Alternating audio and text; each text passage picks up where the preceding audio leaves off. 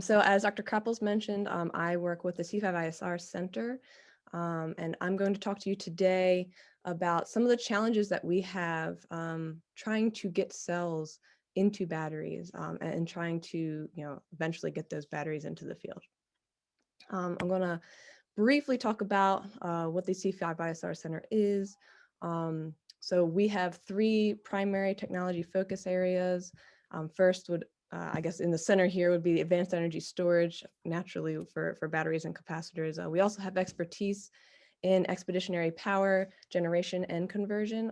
So we're talking typical fuel generators, but we also are looking into solar and wind type technology.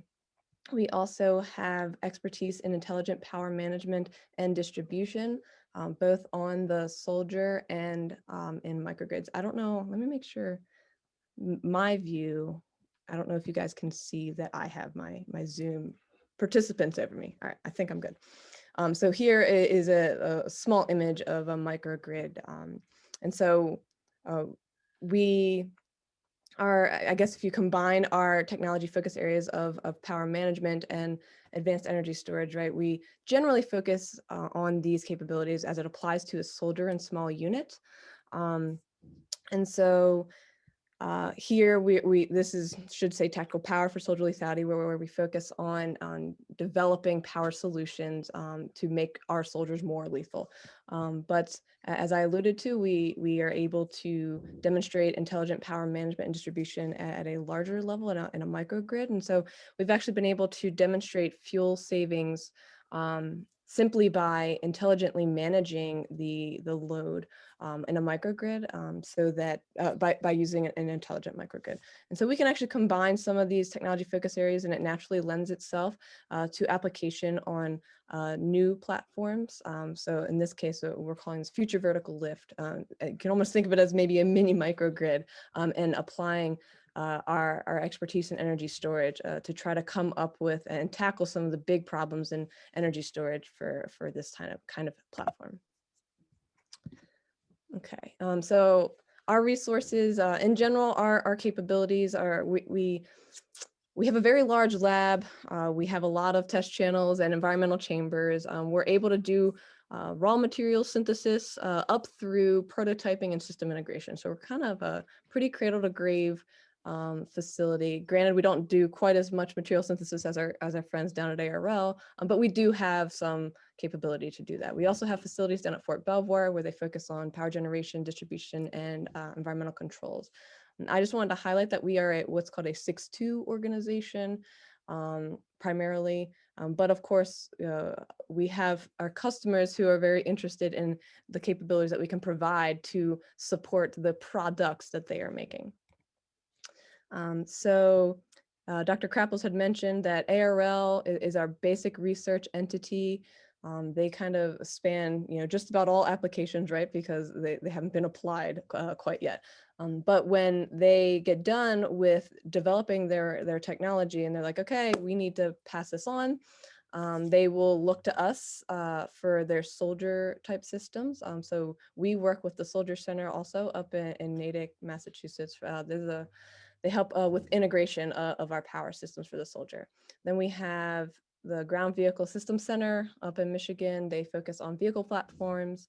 And we have the Aviation and Missile Center in Huntsville, Alabama for air and missiles. And then we also have up in Picatinny, the Armament Center, which focuses on weapon system power. So we all have counterparts like me at all of these different organizations, and we work closely together. We are all under the umbrella of the Combat Capabilities Development Command. This is just an operational vignette, just to kind of depict how power and energy could look on the battlefield, right? We're powering helicopters, we're powering small UAVs, sensors, maybe future robotic systems that could be squad assets, vehicles. Our area of expertise kind of focuses on the soldier. So we're looking at trying to power all the devices that a soldier is either carrying or wearing. So this soldier is wearing a heads-up soldier sensor suite. It's got a display on it. We call this IVAS, Integrated Visual Augmentation System, We're also working on putting centralized power on a weapon. And we also have the conformal wearable battery is an integrated energy storage device that is powering, maybe the radio, the GPS, and now these other systems could be a part of that system now. All right, so I wanted to give my perspective about some of the key attributes that make, developing batteries, I guess, maybe more extreme than what is traditionally developed in the commercial sector. I'll say the first thing to consider is, for those of you who are maybe at a lower TRL, maybe you're not considering this quite yet, but for people who are actually developing batteries, standardization is very important. It needs to be able, we need to be able to apply a single battery to many different devices. This is very desirable. One, from a logistics standpoint, we need to make sure it's a sustainable battery. It's a lot simpler to push forward, a whole bunch of batteries that look the same and get them down to the squads, instead of, this very specific battery that's for this very specific application. And now we got to figure out how to get it to where it needs to go, instead of just being able to move forward, a whole set of batteries. So a good example is the 90 configuration. It's about this big. If you can see my video, probably not because I'm screen sharing. And that's used in over 80 different devices. And so that's a very desirable feature of many batteries that we develop.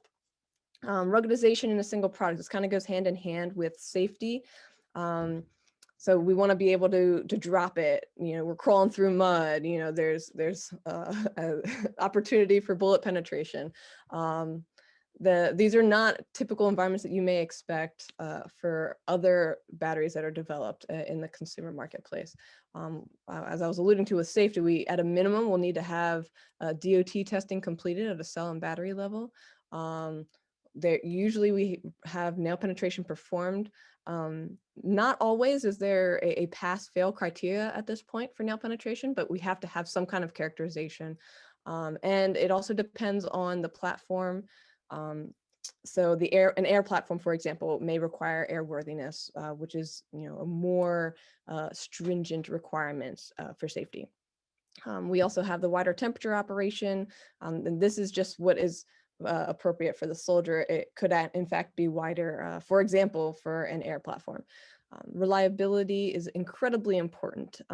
If your cell phone battery craps out on you, you can just go back to the Apple store and get it replaced, right? But that is not the case when a warfighter's life's on the line, right? That radio needs to work if he needs to communicate back to a squad leader, right? Efficiency, all electrons have to come from somewhere, and unfortunately for the warfighters, they have to carry them with them. And so, if we have very poor efficiency, then we are bringing fuel to the field for no reason and wasting it, right? And we know that energy transport of fuel is one of the leading cause of casualties, or has been in our previous theaters of war, right? And so efficiency is something that has to be, taken into consideration. For soldier power specifically, we like to see a C/5 or better charge and discharge at a battery level. We like to see high volumetric and gravimetric energy densities, clearly. We also, there's something to be said for non-rechargeable chemistries. There's not really a major pool from a requirements perspective, but in the consumer market, there's not a lot of work being done for non-rechargeable batteries, right? Frankly, electric vehicles are kind of rolling the show on this one, and obviously those are rechargeable. And so we have to consider that, in the Army or in the military in general, the charging infrastructure is not always available for the soldier. And so we use a lot of non-rechargeable batteries. And so there's something to be said for work in that. All right, so where to begin? So if you are working in power and energy, how would you align yourself to work with the Department of Defense? So at a minimum, I would like to see cells that are, some reasonable value for capacities. I just put here notionally about 500 milliamp hours or greater. we would like to see that, you have more than just a single layer pouch shell or more than just maybe a coin cell demonstration. And if you're there, generally I would probably say maybe we should be working with the Army Research Laboratory to start. But some possible exceptions would be if you have a CIBR program or a congressional program increase, right? Usually these programs are a bit longer, and sometimes there are allowances to, excuse me, to start down at a lower TRL in those types of programs. So what is your intended platform? So ARL should be under all of these, right? Because ARL is a fundamental, of all of the platforms. But if you're looking for soldier portal applications, you want to talk to myself and our partners over at Soldier Center. If you're looking into vehicles, you want to talk to ground vehicle systems, air, aviation, missile, munitions, armaments. And if you don't know anybody there, you can certainly email me and I will give you my counterparts at those organizations. For soldiers specifically, I just want to show you what our battery specifications are. It is not so trivial to find out that information and what publicly available information you can access. So you can actually look up these performance specifications at this link down at the bottom. Again, if you don't have access to these slides, you can email me. And I recommend just typing in the number, not mil/perf. And there you'll actually be able to see the base specification and any what we call slash sheets, which are specific to the individual batteries that follow under that base specification. So that would just be useful information for anybody who wants to develop a battery. These are the specifications that we are buying things to, right? All right, so I had alluded to before that right about here, when you're starting to develop fabricated prototypes, this could be in your shop, right? Maybe you are scaling up your facility to be able to manufacture cells, right? Or this could be you working with a partner and just providing your material to maybe a cell packager, right? This can look many different ways, but usually until you're doing this, the centers generally are not really going to be working with you. And so once you're able to demonstrate your fabricated prototype, we'd like to see progression into mass production, right? We need to, before you can even make a battery, you need to have enough cells that you have maintained good quality control. You're really tight, right, on those bounds, and you can capacity match your cells so that they are properly able to be incorporated into a battery. And of course, we have to demonstrate safety, in mass production, right? You need to make sure that those cells are all defect-free, right, and don't have any safety concerns. And so developing a prototype battery, gosh, you can spend some time in this particular column because you have to consider EMI and all the electronic safety measures. Sometimes the connectors can be all messed up, right? So there's a lot to consider in this step. We're now going to be thinking about immersion in water and drop testing and all sorts of things. And so there's quite a bit of work done here in this packaging step. And then once we have the prototype, and we see good performance in the laboratory, we will then take it to maybe a test event. We would first have to safety test it on the system. And then until that point, our customers still aren't even interested yet, because over here at battery TRL 5 or 6, we are just starting to demonstrate, some safety, just starting to demonstrate maybe manufacturability, because the batteries will have to get manufactured, not just cells. So I'm actually going to jump to the next slide just to demonstrate that most of the funding opportunities become more available when you're able to demonstrate lower cost, high manufacturability, and safety. Okay, and it becomes hard over here. You're able to get some level of funding, but you're competing with an awful lot of technology, and sometimes good stuff doesn't get selected, and sometimes it's simply maybe proposal writing was poor and that's the only reason, but the technology could have been great. So all right, so the next steps that if you have a TRL less than 5, you're going to talk directly to us, of course. Again, for soldier applications, you can insert other center depending on the other application. And so we would test your cells against test plans that are appropriate for certain applications. Sometimes we can fund a small white paper effort to get at some of these gap areas. So for example, if you have never tested your system in low temperature application, for the first time you do it, you're like, oh man, this doesn't perform very well. Perhaps we could fund an effort to help you make some tweaks to your chemistry so that it can perform at lower temperatures. This is just a hypothetical, right?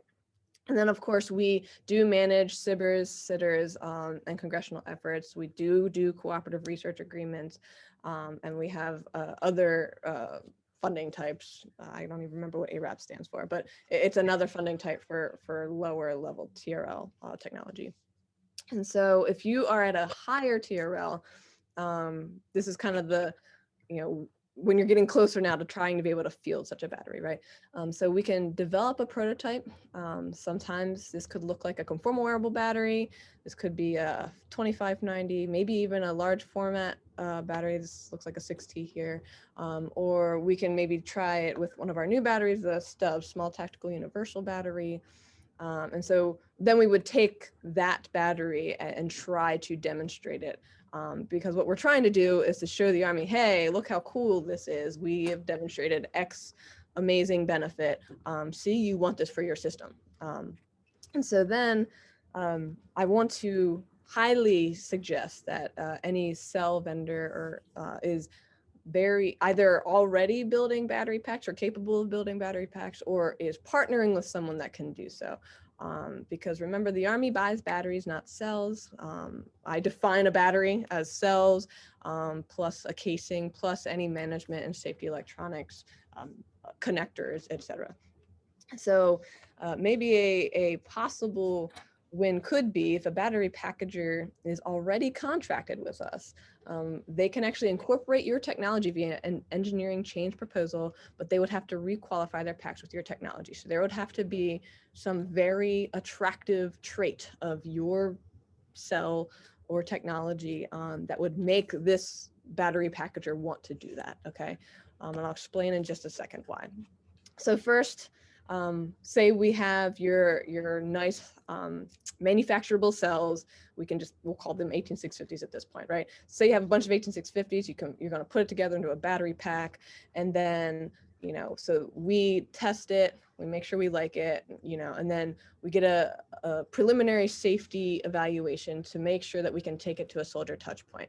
If it receives a favorable review, then we can go, okay, we can move into an engineering loop, right? And so some entity, whether it's our logistics folks, which is what ILSD is, or maybe even a developer of a system might go, okay, we want to procure this. And so we will develop a specification, attempt to procure, and then it's this step, the qualification, build, and first article testing that is critical, because once it passes first article testing, then it becomes capable of fielding, of procuring, right?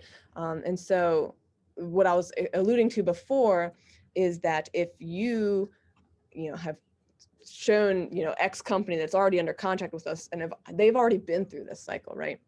And so they would have to redo this first article testing segment. Granted, it may be shorter because perhaps the battery packager already has a lot of the work done, maybe, right? Unless your technology is so wildly different. But this is it can be challenging to get through.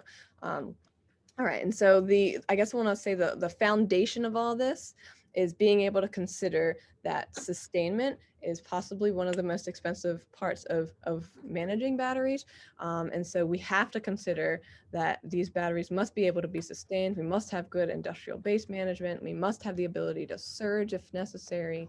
And also have the cables and chargers, et cetera, necessary to field and maintain these batteries in the field. All right, so I wanted to go over some case studies and lessons learned to try to demonstrate some of the things from the past that may be helpful to anyone possibly going to be working with us in the future. So one example is the 5590. We started this battery before I was born in the 80s. And early on, we had some safety problems, which required some adjustment of the active materials. So luckily, that was addressed, but that leads to the first lesson, which is safety is a system level issue. And sometimes some of these things can come to light far down the road after things have been packaged already into a battery. So that was lesson number one. Originally, we did have multiple vendors, but now we do only have one source of this battery. That is kind of high risk and not desirable, because if there are any concerns or problems that arise with this battery, it can lead to availability concerns. So say, we have this battery and an explosion happens at the plant, right? Then we're out of batteries. That's a big problem, okay? But I wanted to indicate that one of the main reasons that this battery is now in its fifth decade is because it's very inexpensive and money talks. And again, because after 5 decades, as you can imagine, the folks that were there in the 80s are not there now anymore. This isn't exactly a problem, but this is just something I wanted to point out, that you got to make sure that your individuals there are properly managing the talent, because you don't want, if John's the only guy that can make this battery, right, you need to make sure John is training the next person, so when he retires you can still make good quality batteries. All right, so zinc air. This is an interesting example, because this didn't really have a lot of longevity, because frankly, it doesn't have a lot of power, but it had a high enough specific energy density, so you could get the enhanced runtime, right? And so the reason why this battery even existed is because we were at war, and we needed reliable logistical supply, right? We needed to be able to get batteries to the field and so that the soldiers could use them. And this allowed us to do that. And so we don't really use zinc air anymore, but because it was a very interesting timing and we could guarantee reliable logistical supply, that was critically important. And reliable supply will remain important if for some reason we go into another event. Handheld radio batteries. So this is an interesting, all right, so the radio supply, PM, project manager, bought many different kinds of radios, and had more than one vendor. And the reason, as I described earlier, this is very desirable because we want to make sure that you have plenty available. And so there are multiple vendors now. Unfortunately, these multiple vendors field their radios with a battery, right? And so now these batteries have a slightly different interface, so radios that look very similar, you can't take the battery off this one and put it on this one, right? And that is logistically a nightmare. It's harder for the soldiers to use. It's harder to charge because, I have to have a common interface for the charger. And so we have to fix it, and that will be expensive, right? And so for one lesson is end item manufacturers should not be battery manufacturers. I'd rather leave it to us who know how to manufacture batteries. And also specialization is not cost effective for the Army. It is just not a long-term solution. And so ideally we would never have an interface that only works with one particular system unless there's some extreme need that is the case, right? All right, primary CWBs. I just want to give an example, primary meaning non-rechargeable CWBs. I just want to give an example of something that I guess I'll call unsuccessful because we don't have them right now. And so interestingly, we were able to take this to a demonstration and achieve the full mission, which was amazing, right? We thought it was going to be a shoo-in, but the problem is the chemistry was too cost prohibitive, and at the time the tech did not have any other application, and so there wasn't a requirement. Ashley, can you explain what a CWB is to I'm the sorry, audience? that is the conformal wearable battery. I may not have given the proper acronym before. So the conformal wearable battery is the battery that I showed in the operational vignette, that's worn on the side of the shoulder or the back, that's worn on the soldier to top charge all the devices that the soldier's wearing. I'm sorry. Thank you. And so the lesson was that it's too cost prohibitive. So cost still is king. And the timing is poor because there's not really a direct requirement for a non-rechargeable. So that, is kind of like unfortunate, but that is the reality of development. And so now we have the lithium ion CWB, which is, present day, if you will. So the reason why the conformal wearable battery was important is because the 2590s, again, if you can see me, it's about this big. They're too bulky, too heavy. but we do needed a rechargeable to be able to wear for all the stuff that we're carrying, right? So this originally started off as hard case CWBs. It became flexible. We were able to increase the manufacturing level and reduce the unit cost to a tolerable level. And so cost is currently relatively tolerable and could decrease as we include multiple vendors. And it does meet the requirement of being not bulky and not heavy and is manufacturable. And because there were requirements and folks that really wanted such a battery, we were able to get funding for its development. So I just wanted to highlight some of the reasons why some things have been more or less successful in the past. So this is actually my final slide. I think I'm actually doing okay on time. I just wanted to kind of wrap up some of those things that I discussed about our critical hurdles that we have with getting batteries into the field. First and foremost is probably gonna have to be cost.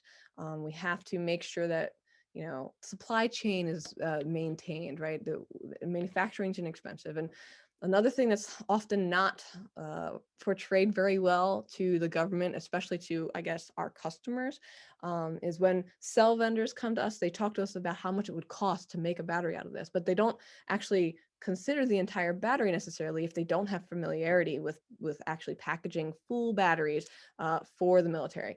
And this is, again, reiterating that if you've never done this before, read that performance specification to get an understanding of how hard it can be to package a battery so that it meets all of those requirements, or just be close to someone who already has been through it, and maybe they can kind of help you get a leg up. And then of course the cost of development. I showed the big slide of how long what we have to go through to be able to get a battery into the field, right? And that's not cheap. All right, system considerations. We have to consider chargers, chargeability, depending upon whatever you're making. So if for some reason we're making a brand new battery that looks differently than what we've seen before, we have to figure out now how to charge it. We might have to create a new cup or something for our charger, for example. We also need to think about how the system level consideration can negatively impact other parameters. For example, when you package 24 battery or 24 cells really closely, what's going to happen now if something happens to that middle cell? The temperature is going to look different. Your thermal management is going to have to play a role now. You got to think about propagation of cells, and some of these things you may not have considered until you start putting cells together into a pack. You also have to think about EMI and another number of other parameters that you would have to consider. For safety, almost always, in order to mitigate any safety concerns, you generally have to add cost, weight, volume, and all of these are bad. So if you can address safety as cost effectively and with as minimal effort as possible, that's always great. But we have to be realistic, and as Dr. Krappel said, we have to really play not like a game. I don't want to call safety a game, but we really have to weigh, what are the probabilities that things will occur, or against the severity of the things that do occur. And of course, in different platforms, that there's different considerations. So, for example, in a vehicle, we don't want anything that if it vents, it releases toxic fumes, right? Because in an enclosed space, it's hard to get 6 guys to leave an enclosed vehicle sometimes. Timing, I mentioned before, wartime is very different and can allow for other, I guess, opportunities for technology to advance. A lot of times, sometimes the right customer happens to want your widget, right? And that customer goes, all right, I'm willing to put all this money into developing your widget, whatever that technology is. And then, of course, there has to be a requirement for such a device. It's very, very hard to push technology. You kind of have to wait for there to be a pull. Manufacturability. What do I want to highlight here? Maybe I did already mention talent management. I wanted to, the bottom 2 bullets kind of go hand in hand.